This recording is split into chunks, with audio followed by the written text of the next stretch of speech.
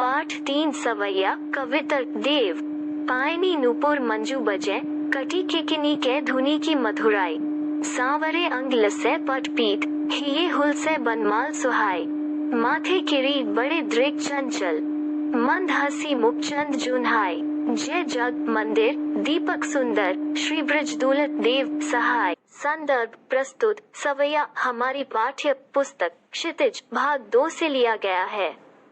इसके रचयिता रीतिकालीन कवि देव। प्रसंग प्रस्तुत सवैया में कवि ने श्री कृष्ण के रूप सौंदर्य का वर्णन किया है।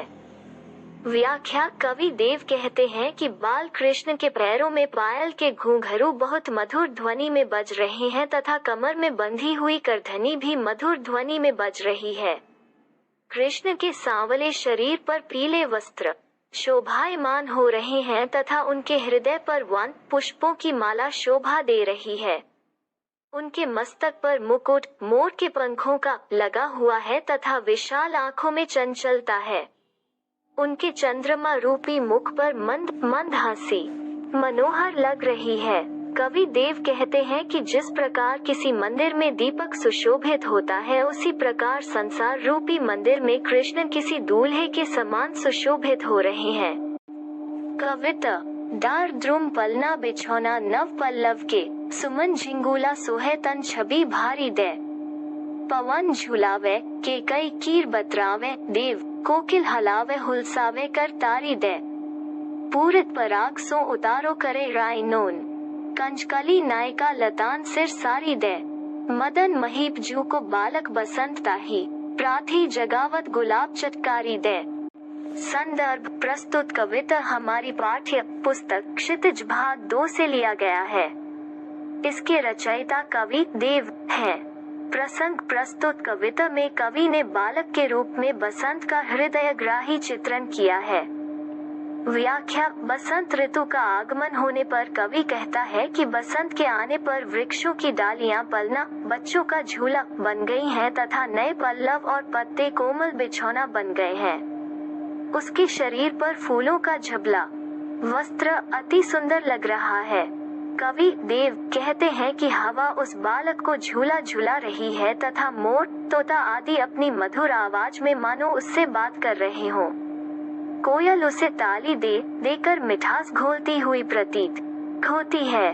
कमल की कली रूपी नायिका इस प्रकार झूम रही है मानो अपने पराग कणों से राय नमक मिलाकर बच्चे की नजर उतारने का टोटका कर रही हो। राजा कामदेव के पुत्र बसंत को उषा काल में गुलाब चुटकी बजाकर जगा रहे हैं। फटिक सिलानी सौ सुधार्यो सुधा मंदिर उदधि दधि को सो अधिकाई उंगे अम्द बाहर ते भीतर लो भीति न दिखे देव दूध को सो फेन फैल्यो आंगन फरसबंद तारा सी तरुणी तामे ठाड़ी झिलमिली होती मोतिन की ज्योति मिल्यो मल्लिका को मकरंद आरसी से अंबर में आभा से उजारी लगे प्यारी राधिका को प्रतिबिंब सो लगत चंद। संदर्भ प्रस्तुत कविता हमारी पाठ्य पुस्तक क्षितिज भाग 2 से लिया गया है। इसके रचयिता कवि देव हैं। प्रसंग प्रस्तुत कविता में कवि ने पूर्णिमा की जगमगाती चांदनी रात का वर्णन किया है। व्याख्या चांदनी रात का वर्णन करते हुए कवि देव कहते हैं कि चारों ओर चांदनी इस प्रकार फैली है जैसे स्फटिक की शिलाओं से कोई सुंदर मंदिर बनाया गया हो।